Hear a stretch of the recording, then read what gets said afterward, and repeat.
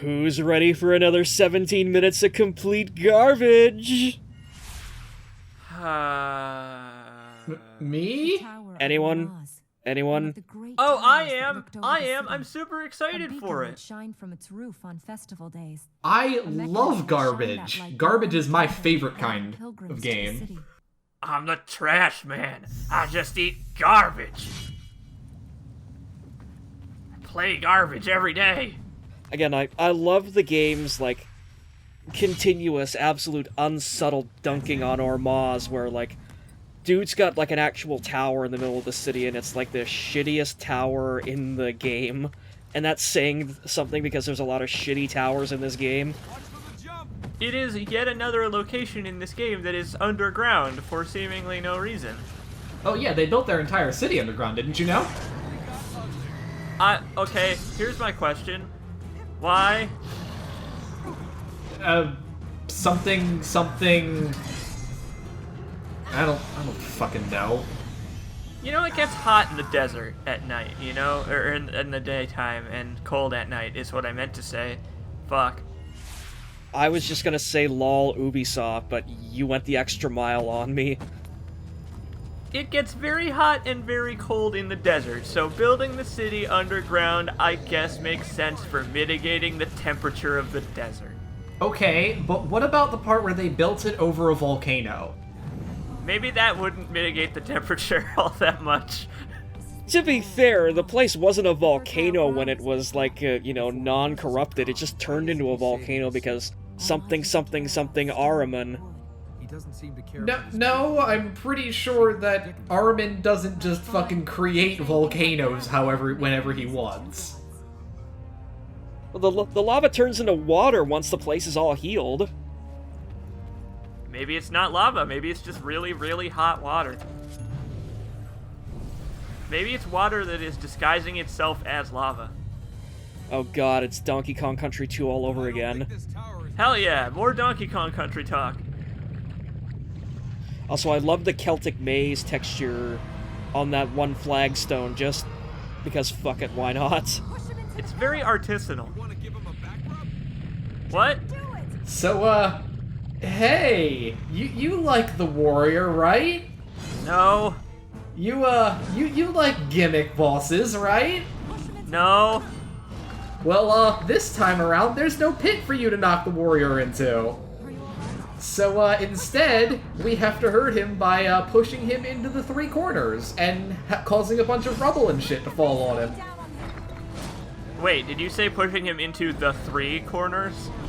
Well, yeah, because the fourth corner has a thing that we can actually climb on. We can't break that one. No, I know, but there's something about the number 3 that maybe feels like 3 too many.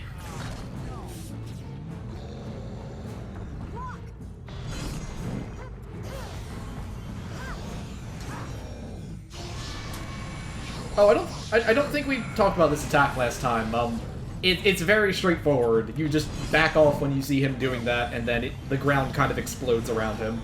He seemed like he was getting a migraine. I kind of feel bad for the guy. I mean, you did spend like half of the previous video punching him in the fucking head. And then literally dunking him off the side of like a 50-story tower. Hey, I mean, he landed pretty hard. He's probably feeling the pain right now, you know? He's a pretty fat guy, but even all that blubber can't protect you from falling from a tower.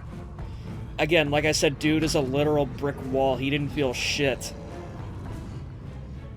So, like, is it easier to beat him over to the pillars, or, like, is it easier to just, like, bring him over by, like, walking him there like he's a fucking dog on a leash? Yeah, no, you gotta kind of guide him over there. Yeah, what I do is I just kind of walk over there myself, and then once he gets close, I just use the dash to get around him, and then ineffectually flail as I try to get him back into the corner. When I first saw this guy, I assumed that the gimmick would be hit him in the back. And, like, I thought, like, oh, well, that's pretty lame. But, like, at least it's not stupid. Well, I guess you've made it stupid, Prince of Persia. Congrats. Man, wasn't that great? Aren't you excited to do that 2 more times? No! Ah, yeah, you know what we like. Yeah, I wasn't either. Oh, he stomps so slowly. At least give him like a charge move or something. I think he actually doesn't he get a charge move like in the third or fourth fight? Maybe? I don't fucking know. Like, again, it's been literally 2 years since I played this game for the sole purpose of this LP and then never touched it again, so... But yeah, you can see me running all the way over there and just taunting him because it's like, oh Jesus, please just get over here. I'm glad you decided to put the Stan Bush song "Warrior" from Shadow Warrior 2 over this fight. It's very fitting music. No, yeah, totally. I'm, like I said, glad I can help out. It's what you're here for, to make us have a good time at your expense. Something else. That's what all of LP is. I mean, I'm just saying, I don't think you played through Prince of Persia 2008 because you liked this game. What now? We've run out of pillars. Well, now we just fucking kill ourselves, I guess. No, it's okay because he's conveniently now very dizzy and he has to leave. What? Yep. If I die, I don't want to get squished under rocks. People like me this shape. Girls like me this shape. How many gods have you made angry? Let's just get out of here. Those sentences didn't exactly follow, but okay. I like that he didn't answer her. I bet the reason he didn't answer her is because it's a non-zero number.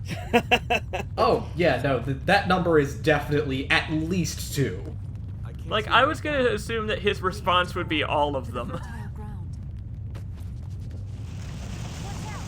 Also, again, here's more examples of the game just relentlessly dunking on Ormazd. Basically, now that we've defeated the warrior, his tower is going to collapse too now. I do enjoy the ominous rumbling. Well, who needs stairs anyway? We can make it across that wall. I agree, Prince. Stairs are overrated. Yeah, but it would be nice to walk... Okay, when was the last time we walked up a staircase in this game instead of climbing a fucking wall? Like, literally in the intro section of the game when we went into the temple for the first time. That is the only time stairs appear in this game. I'm not making that up. I think that after this experience, the prince is never going to take stairs and ladders for granted ever again. Or maybe this is how he always gets around. We don't know anything about him from before this game. Maybe parkouring is the only way he knows how to get to the second story of a building. The fuck was that? I don't know. Collision with Elika is weird. You ever have one of those moments where you just like trip and stumble and you catch yourself and you like look around to make sure nobody else saw you? That's what just happened, I think. The prince like stumbled on the edge, saw that Elika was looking, and he was like, oh, watch that step, Elika.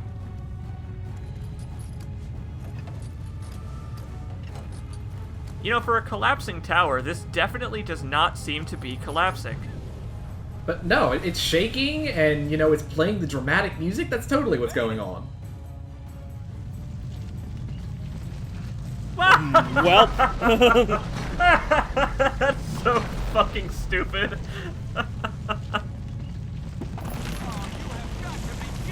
Oh, now what are they gonna fucking do? Well, now we're gonna slide down these conveniently placed slides. They're gonna have to use their kinesis to rip the fertile ground out of the necromorph's stomach.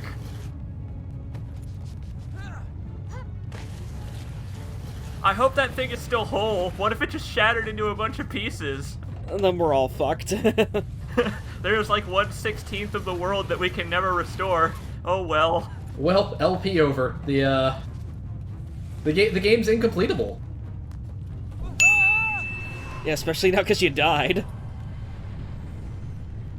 Also, yeah, we gotta go back and do this whole section all over again. I like that the prince helpfully says, watch the edge. Like, ah, shit, I was actually looking up at the sky when all of this was happening, so it's good that you said that. I think, really, at this point, the prince is just saying that to the player more than anyone. He's like, please, I don't want to die again. It's like, look, I don't want to do this any more than you do. Just please keep an eye out for the edge there.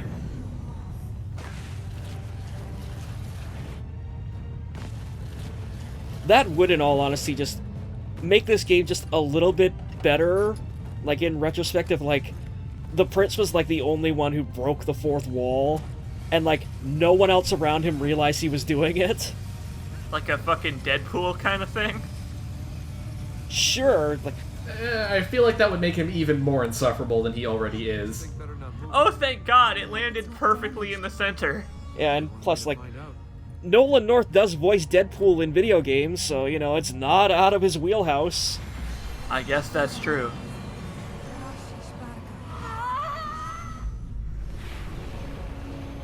What if it didn't work? Like, what if they did it and then, like, nothing happened? Well, shit. Yeah, she does her healing thing, and, like, it just literally heals, like, that one part of the platform that landed, and it didn't spread to anything else, like... It's like, oh, we gotta get it back up there now. Time to solve the puzzle. Ormazd drops his own tower on us? Of all the people for Ormazd to send, why did he send you? Because Ormazd is a fucking troll. I wasn't sent by anyone, Princess. Oh, you just lost your way in the desert? You just lost your donkey? You just arrived here? If Ormazd I really wanted to I help, love that they keep coming back to this fucking donkey. he'd have sent an army. Sometimes all it takes is the right person. Oh wait, now You keep thinking now she's thankful for him. I'll keep thinking it's really bad luck.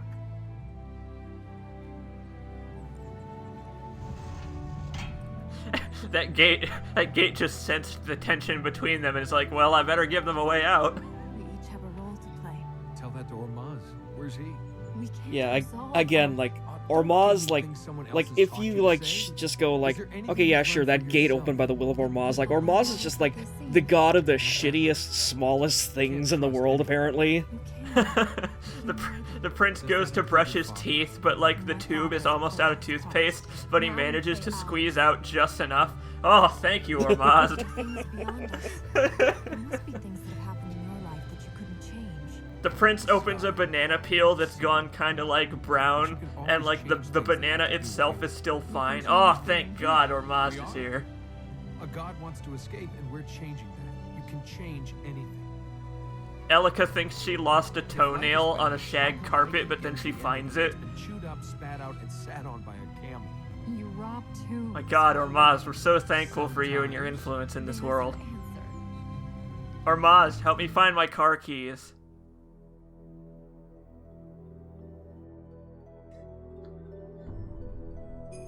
Here's the thing, though. What? Oh, that's not what I expected to happen. The thing is, I'm just glad that when you're going through this place to collect all the light seeds, I'm glad you don't have to fight the boss again. Oh, Jesus, don't even joke about that. Oh, I wasn't joking, I'm genuinely glad. Like, oh my god. I would have actively stopped playing somewhere around the end of the first section if that was the case. So, some fucking bullshit like, oh man, fight the boss again to get 30 light seeds at once, or whatever. It's like, really, I could see how you could sort of make that work if you, like, varied up the gameplay structure a bit. Like, if, you know, like, you go through, like, one section that, you know, like, you know, you go through it and then you heal without ever fighting the boss, and then, like, the boss ambushes you after you do that. Like, that's the only way that, like, that could work and not be annoying. And, like, if it only happens, like, once or twice. This game would have to be well designed for that to work, so unfortunately it's a lost cause. This game was made by Ubisoft, I don't know if you know that. But, yeah, and also at the same time, that... I feel like I don't know how all that would work because, you know, obviously you're expecting a boss fight at some point. And it's like, oh, we cleared the level already. Okay, well, I mean, there's obviously going to be one at some point, so I guess it'll just ambush us later.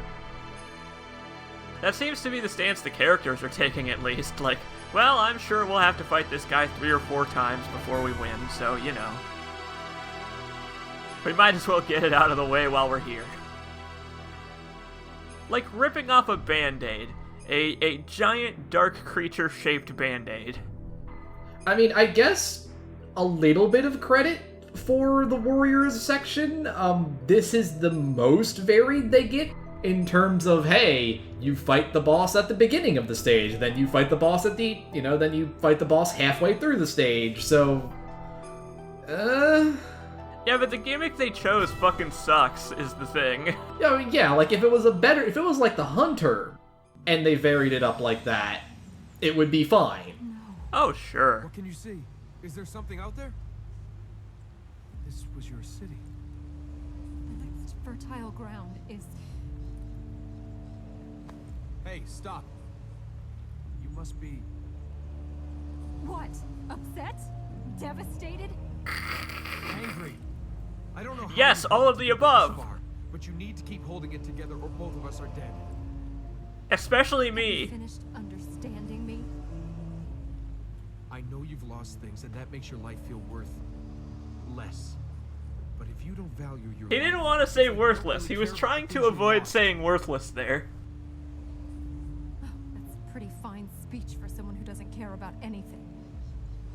Well, it should be a fine speech. Cost me 2 silver pieces from a fortune teller in Babylon. Wow. Princess, stay alive, and let's find something you can hit. Let's find something for me to hit until it turns dark, and then you have to hit it. Yeah, so that sure was a cutscene. That was a real emotional conversation that made no sense. Like, what the fuck was that? Like, no, but how do you... No, but you must be... Like, what? Finish your sentences. Talk like human beings and not Ubisoft characters. Again, like, I think I made this joke some point in the LP somewhere, but like, in Star Trek, they had these, like, tubes on the walls, like, for, like, scenic effect and whatnot, and as a joke, the production team would crown them with the acronym GNDN. It literally stood for Goes Nowhere, Does Nothing.